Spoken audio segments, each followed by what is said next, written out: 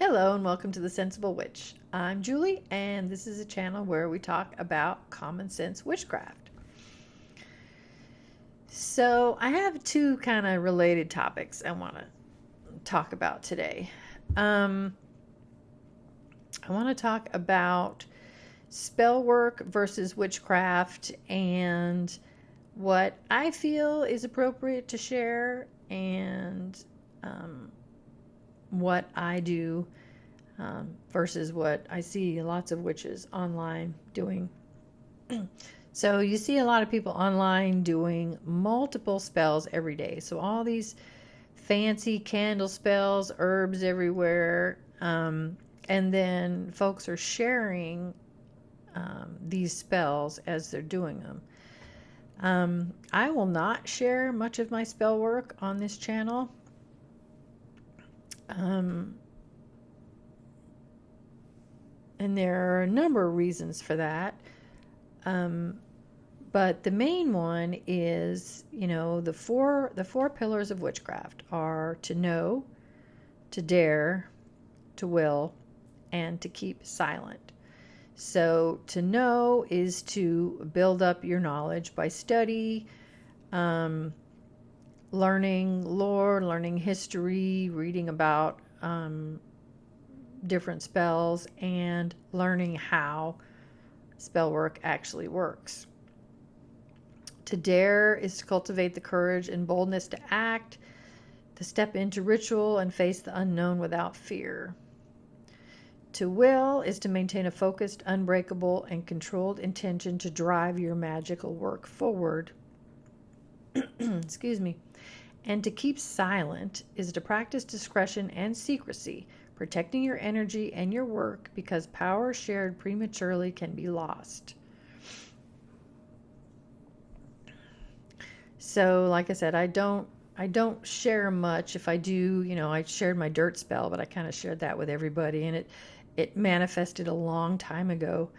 But I don't typically share my work because I feel that it's personal. It's personal to me, and it's personal to the spirits that I work with. Occasionally, I will share information with my sister if I'm doing ancestor communications for her. And in that case, I will ask the spirits that I'm working with if it's okay if I take pictures and share it with my sister. But I almost never take pictures. I almost never share anything. The only other time I'll share something is if I'm doing a group working. I'm in several online witchcraft groups, and somebody may come out and say, "Hey guys, I need help with whatever it is that they need help with." And so we use a link sigil, and we'll do some spell work for each other. And if somebody is asking for help with a spell, I will often take a photograph of my spell while it's working and send it to them, just so they know that, hey, I participated in this. I helped you out a little bit. But I don't share all the details unless they ask for it. I don't share what herbs or other correspondences I use. I'll just send a quick picture of. I usually do candle spells, frankly. So I'll send a picture of the candle with the link sigil on there, so they know that I completed a working for them. So how often do I do spell work? Honestly, not very often. I only do it when I absolutely need to, which is actually pretty rarely. I don't really even do a whole lot for the full moons. I am in a local group of witches, and we do meet for every Sabbath, and we have a ritual that I participate in. Sometimes I lead, depending on, we kind of circle around and everybody gets a chance to lead ritual, which is kind of cool. So I do that. And then my regularly scheduled stuff that I do, and I've spoken about this a little bit on this channel before. I do an ancestor circle and communicate with them, and I do it every Samhain and every Walpurgisnacht. And that's a big deal. I get everything out. I get the candles out. I get the cards out, I get the divination board out, and I do cakes and ale, so the whole thing usually lasts about an hour and a half or so. I kind of get lost in my scrying, which is the best way to do it, and lose all track of time. But I schedule the whole night to be able to do that. So as a witch, what do I do often? Well, I do witchcraft just about every day. I guess I kind of differentiate spell work and witchcraft. I think spell work is kind of when you sit down and you've got all your stuff, you've got your candles and your crystals and all your herbs and your correspondences, and you do the spell and write everything out. But I do witchcraft kind of on the fly. So every time I leave my house, I wear my witchy jewelry for protection and communication. I pretty much every day talk to my ancestors, my goddess, and my familiar. And I give offerings. I don't give offerings every day. I try to give offerings twice a week. I actually have a deal going where I'm supposed to give my ancestors offerings twice a week, and I don't always make it. But sometimes I do. I try to.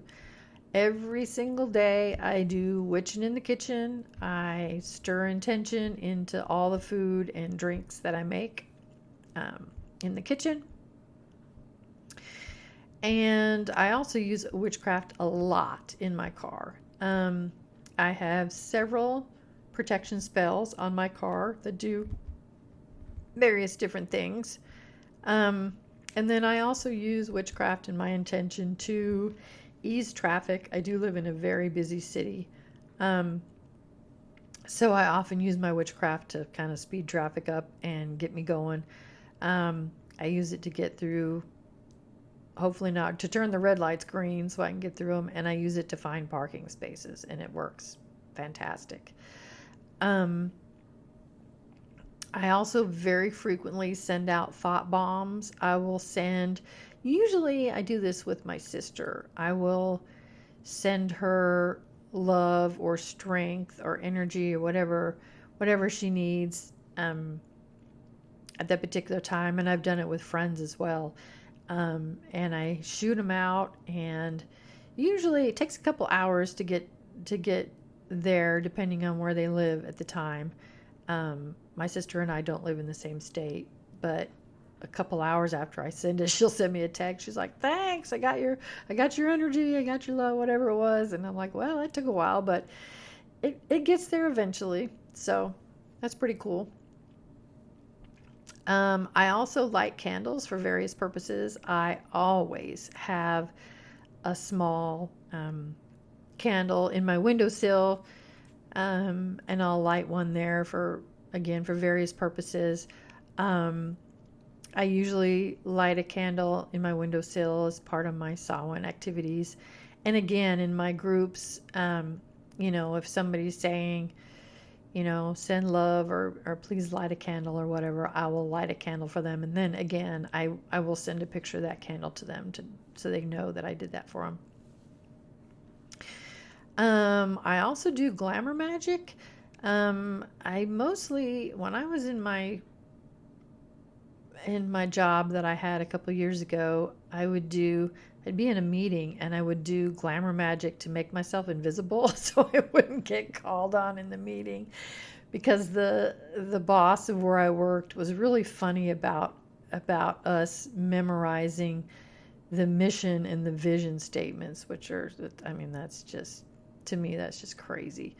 But he would call on random people, and man, you'd have to spit them out really quick. And I didn't know him very well, so I would put a dull glamour across myself so I wouldn't get called on, and that worked pretty well.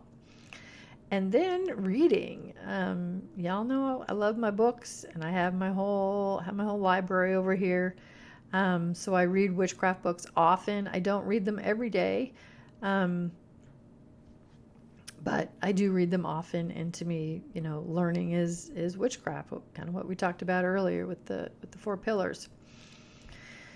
So what do I wish I did more of as a witch? Well, I wish I did more meditation. I really should be meditating every single day. I wish that I did more journeying. When I first started my practice, I did journeying frequently. And I do it from the bathtub. I get in the bathtub because the cats leave me alone usually when I'm in there, and I have a whole setup in my bathtub, candles and everything, and I get in there and I turn my shamanic music on and take off, and when I come back the water's cold. But I haven't done that in a long time. I need to get back into doing my journeying again. I wish I read more often. I need to try to read at least a little bit every single day.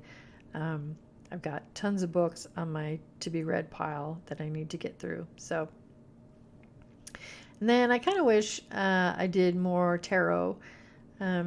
Sometimes in my practice, I get to the point where I'm pulling a tarot card every day and journaling a little bit about it, but I kind of got out of the habit of doing that. So when you get out of the habits, sometimes it's kind of hard to get back into it. So those are the things I wish I did more of. The other thing that I see online that really kind of drives me crazy is every day people are asking how to do spells. And it's usually curses or hexes. How do I read an egg cleanse? I see tons and tons of those. People take pictures of it. Oh, can anybody tell me what this means? And then I saw one the other day asking if there was a spell to bring a deceased pet back to life. Y'all, just no. I think that if you have to ask how to do all these spells, perhaps you shouldn't be doing them. The spells that you need to do when you don't know how to do any other spells are protection. You're probably not cursed, okay? I see people every day. I think I'm cursed. Maybe your life just sucks. You're probably not cursed. And, if you have to ask how to do some baneful magic or, things that are really advanced, and you don't know how to do basic protections, that's really not a good idea. I think the only thing you should ask about is protection. And that's great first spells is doing protections. So when I first started on my witchcraft journey, I went into work one day and my boss's energy just hit me right in the stomach, and I ran to the bathroom. I thought I was going to throw up. I just felt so sick, and I didn't really know any witches. I saw one woman online that had posted about Sabbats and things. I had met her at a teacher training that I had done a lot of years before, and I thought, well, I think she's a witch, and I reached out to her. I'm like, I need some help for protection. What do I do? And so she told me, she said, to get some different black crystals and put them in your pocket for protection. And then she sent me a link to a spell book. So I ended up getting that book and reading a lot about the spells. So those are the introductory steps. Protection. Learn how to do protection, do your own protections, and protections don't tend to come back on you like some other stuff can do. That you have to be really careful about how you do them, and you don't really have to cleanse before or after doing a protection. And then do your research before trying anything else. And then, get maybe one or two spell books. I've mentioned this in my book video. Learn how spells are written and learn how Spellwork works and why it works. And then take that knowledge and create your own spells. If you use a spell of somebody else's, it's probably not going to work great because it's their correspondences, it's their ideas of how things work. So once you learn how to do that, get a really good book of correspondences, put your own spells together with things that make sense for you, and go from there. So that's my rant, and those are my ideas for the day. So what was your first spell? You don't have to tell me the exact details of it, but did you do a spell for protection? Did you do something else? Did you manifest a parking space and have it work out for you? It's really exciting when they do work. So kind of fun to share these little wins. So comment below, and please like and subscribe. It helps my growing channel. If you hit the notification bell, you'll be notified every time a video comes out, and I do post every week. I'll also post a link to my Etsy store where I have lots of fun witchy things. So that's all I have for today. Thanks for joining me, everybody. Bye.